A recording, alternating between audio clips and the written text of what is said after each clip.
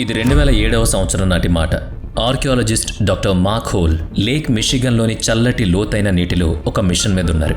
ఆయన సోనార్ టెక్నాలజీని వాడుకుంటూ సరస్సు అడుగు భాగాన్ని స్కాన్ చేస్తున్నారు. ఎన్నో ఏళ్లుగా కనిపించకుండా పోయిన ఒక పాత షిప్ని వెతకడమే ఆయన టార్గెట్.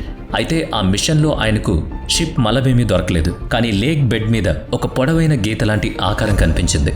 అదేంటో స్క్రీన్ మీద చూస్తే ఆయనకు సరిగ్గా అర్థం కాలేదు. అందుకే doctor Holly scuba diving gear వేసుకుని నీళ్లలోకి దూకారు. ఆ నీటి అడుగున ఆయన కోసం ఒక అద్భుతం ఎదురు చూస్తోంది. అది మనిషి చరిత్రను పూర్తిగా మార్చేసే ఒక గొప్ప సీన్. అక్కడ సరస్సు అడుగున ఉన్న ఇసుక నేల మీద పెద్ద పెద్ద రాళ్లతో పేర్చిన ఒక స్ట్రక్చర్ లైన్ ఆయన కనిపించింది. ఆ రాళ్లను చూస్తేనే అర్థం అవుతోంది వాటిని ఎవరో మనుషులే తమ చేతులతో అక్కడ పెట్టారని. ఎందుకంటే అంత స్ట్రైట్ లైన్ న్యాచురల్గా ఏర్పడడం అసాధ్యం. వెంటనే ఆయన ఆ రాళ్ల అలైన్ పక్కనే ఈదుకుంటూ ముందుకు వెళ్లారు. అది అసలు ఎక్కడ ఎండ్ అవుతుందో చూడాలనుకున్నారు. ఒక 100 మీటర్లు ముందుకు వెళ్ళగానే ఒక పర్ఫెక్ట్ సర్కిల్లో పేర్చిన రాళ్లు ఆయనకు కనిపించాయి. ఆ సర్కిల్ చివర్లో ఒక లోతైన కందకం కూడా ఉంది. ఆ గుండ్రటి రాళ్ల సెటప్ చూడగానే ఆయనకు ఇంగ్లాండ్లోని ఫేమస్ స్టోన్ హేంజ్ గుర్తొచ్చింది. ఈ చిన్న స్టోన్ హేంజ్ లాంటి ఆకారం దొరికిందన్న వార్త ప్రపంచమంతా వ్యాపించింది. దాంతో మీడియాలో ఒకటే సెన్సేషన్. బహుశా ఈ స్ట్రక్చర్ 10,000 ఏళ్ల నాటిదని వార్తలొచ్చాయి. అంటే అసలైన స్టోన్ హేంజ్ కంటే ఇది మరో 5,000 ఏళ్లు పాతదన్నమాట. బహుశా దీని వెనక ఏదైనా మతపరమైన లేదా ఆధ్యాత్మిక కారణం ఉండుంటుందని జనాలు అనుకోవడం మొదలుపెట్టారు. డాక్టర్ హోలీ ఈ మిస్టరీని సాల్వ్ చేసే పనిలో ఉండగా మరో గ్రేట్ లేక్లో అలాంటిదే ఇంకో డిస్కవరీ జరిగింది. 2009లో యూనివర్సిటీ ఆఫ్ మిషిగన్కి చెందిన ఆంథ్రోపాలజిస్ట్ జాన్ ఓషే ఒక రీసెర్చ్ పేపర్ను పబ్లిష్ చేశారు. దాని ప్రకారం ఇక్కడికి 300 కిలోమీటర్ల దూరంలో ఉన్న లేక్ హ్యూరాన్లో కూడా ఆయన అచ్చం అలాంటి రాళ్ల లైన్ని కనుగొన్నారు. 1000 ఏళ్ల క్రితం ప్రాచీన కాలం నాటి వేటగాళ్లు ఈ రాళ్ల లైన్ని ఏర్పాటు చేశారని జాన్ తన రీసెర్చ్లో తేల్చారు. వీటిని డ్రైవ్ లైన్స్ అని పిలుస్తారు. నార్త్ అమెరికాలో 1000 ఏళ్ల క్రితం అక్కడ స్థానికులు కారిబో అనే జంతువులను వేటాడేవాళ్ళు. ఆ కారిబో జంతువులకు ఒక విచిత్రమైన అలవాటు ఉంది. అవి ఎప్పుడూ ఒక స్ట్రైట్ లైన్ని లేదా దారిని ఫాలో అవుతూ నడుస్తుంటాయి. అందుకే పాతకాలపు వేటగాళ్లు ఇలా రాళ్లతో ఒక పొడవైన లైన్ను ఏర్పాటు చేసేవారు. దాన్ని ఫాలో అవుతూ ఆ జంతువులు నేరుగా ఆ గుండ్రటి సర్కిల్లోకి వచ్చేవి. ఆ రాళ్ల వెనకాలే వేటగాళ్లు దాక్కుని కాపు కాసేవారు. ముందుకు వెళదామంటే అక్కడ లోతైన కందకం ఉండడం వల్ల ఆ జంతువులు అక్కడే ఇరుక్కుపోయేవి. ఇలా మనుషులు చాలా ఈజీగా ఆ పెద్ద జంతువులను వేటాడేవాళ్ళు. లేక్ మిషిగన్లో తనకు కనిపించింది కూడా ఒక డ్రైవ్ లైనే అని డాక్టర్ హోలీకి అప్పుడు పూర్తిగా క్లారిటీ వచ్చింది. ఇలాంటి మరో ఆశ్చర్యకరమైన సంఘటన 2023లో జరిగింది. ఒక బ్రిటిష్ ఆయిల్ కంపెనీకి చెందిన షిప్ మెడిటేరియన్ సముద్రంలో కొత్త ఆయిల్ గ్యాస్ ఫీల్డ్స్ కోసం వెతుకుతోంది. ఇజ్రాయెల్ తీరానికి దాదాపు 55 మైళ్ల దూరంలో ఆ షిప్ ఉంది. సముద్ర మట్టానికి 1 మైలు లోతులో తమ అడ్వాన్స్డ్ రోబోటిక్ వెహికల్ని పంపి ఆ సీ ఫ్లోర్ ఫోటోలను వాళ్ళు తీసుకున్నారు. మొదట్లో ఆ రోబోటిక్ కేవలం ఇసుక రాళ్లకు సంబంధించిన ఫోటోల్నే పంపింది. కానీ సడన్ గా ఇంజనీర్లకు స్క్రీన్ మీద ఒక వింత ఆకారం కనిపించింది. సముద్రం అడుగున ఒక మట్టి దిబ్బ కనిపించింది. అందులో చిన్న చిన్న వింత వస్తువులు కూరుకుపోయి ఉన్నాయి. అది న్యాచురల్గా ఏర్పడిన దిబ్బలా కాకుండా ఏదో ఒక వస్తువుల శిథిలాలా కనిపించింది. వెంటనే ఆ మిస్టరీని సాల్వ్ చేయడానికి వాళ్ళు ఇజ్రాయిల్ యాంటిక్విటీస్ అథారిటీకి కబురు పంపారు.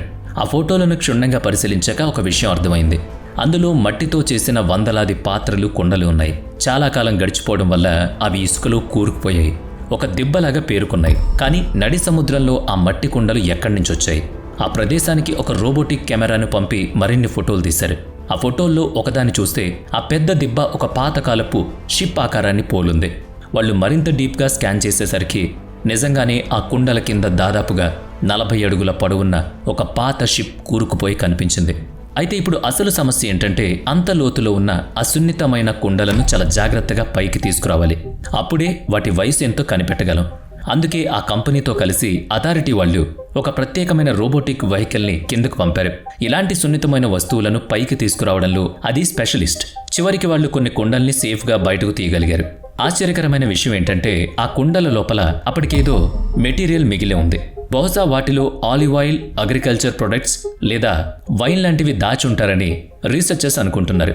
కానీ అది ఖచ్చితంగా ఏంటో ఎవరూ పసిగట్టలేకపోయారు. అయితే ఆ మట్టి కుండలకు కార్బన్ డేటింగ్ చేసినప్పుడు వచ్చిన రిజల్ట్ మాత్రం అందరినీ షాక్కి గురిచేసింది. ఆ మట్టి కుండలు దాదాపుగా 3300 ఏళ్ల నాటివని తేలింది.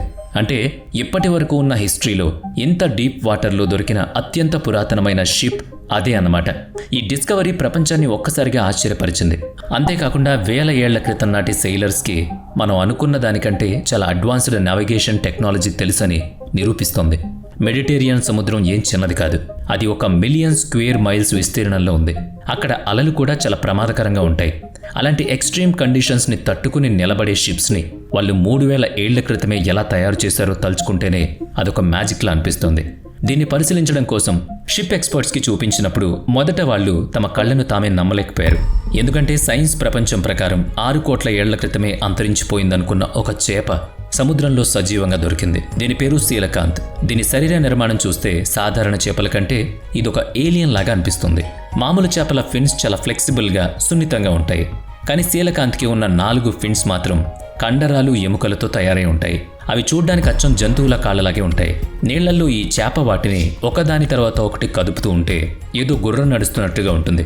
ఇక ఇంకో ఆశ్చర్యకరమైన విషయం ఏంటంటే దీని పుర్రెలో 99% అంతా కొవ్వుతోనే నిండుంది. అసలైన బ్రెయిన్ కేవలం 1% మాత్రమే ఉంది. సముద్రపు అడుగున ఉండే అపారమైన ప్రెషర్ నుంచి దీని శరీరాన్ని, బ్రెయిన్ని కాపాడేది ఈ కొవ్వే. సాధారణంగా చాలా చేపలు గుడ్లు పెడతాయి, కానీ శీలకాంత్ మాత్రం తన గుడ్లను శరీరంలోని పొదుగుతుంది.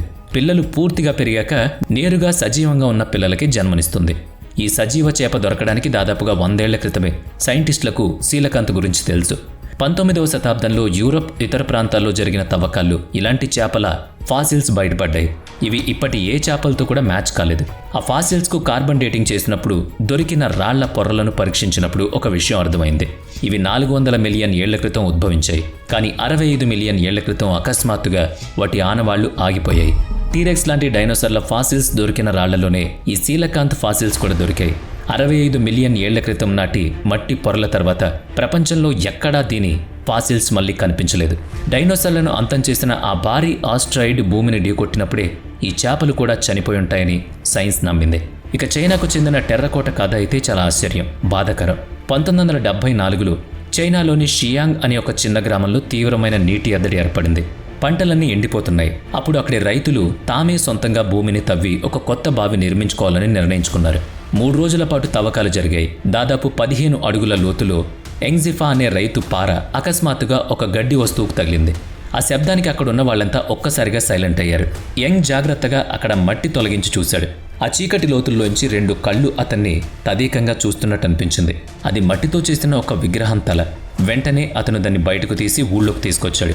కానీ ఆ విగ్రహాన్ని చూసి ఆ ఊరి జనమంతా భయపడ్డారు. ఎందుకంటే భూమిలో నుంచి విగ్రహాలు బయటపడితే అది అపశకునంగా వాళ్ళు భావించేవాళ్ళు. ఈ విషయం గురించి చైనా గవర్నమెంట్కు తెలిసింది. వెంటనే వాళ్ళు అక్కడ అధికారికంగా తవ్వకాలు మొదలుపెట్టారు. అప్పుడు భూమి లోపల వాళ్లకు ఒక 2 కాదు, ఏకంగా 8,000కి పైగా మట్టితో చేసిన సైనికుల విగ్రహాలు దొరికాయి. ఆ సైనికుల ముఖాలు, జుట్టు, వాళ్ల యూనిఫామ్స్ అన్నీ ఒకదానితో ఒకటి పూర్తిగా భిన్నంగా ఉన్నాయి. అంతేకాకుండా వాళ్ళ చేతుల్లో నిజమైన ఇత్తడి ఆయుధాలు కూడా ఉన్నాయి.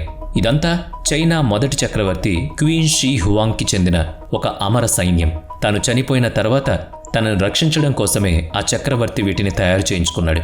ప్రపంచంలోని అతిపెద్ద, అత్యంత విలువైన ఆర్కియలాజికల్ డిస్కవరీల్లో ఇది కూడా ఒకటి. వీడియో నచ్చితే లైక్ చేయండి, షేర్ చేయండి. ఇప్పటి వరకు మన ఛానల్ని సబ్స్క్రైబ్ చేయనట్లయితే ఇప్పుడే సబ్స్క్రైబ్ చేసుకుని పక్కనే ఉన్న బెల్ ఐకాన్పై క్లిక్ చేయండి.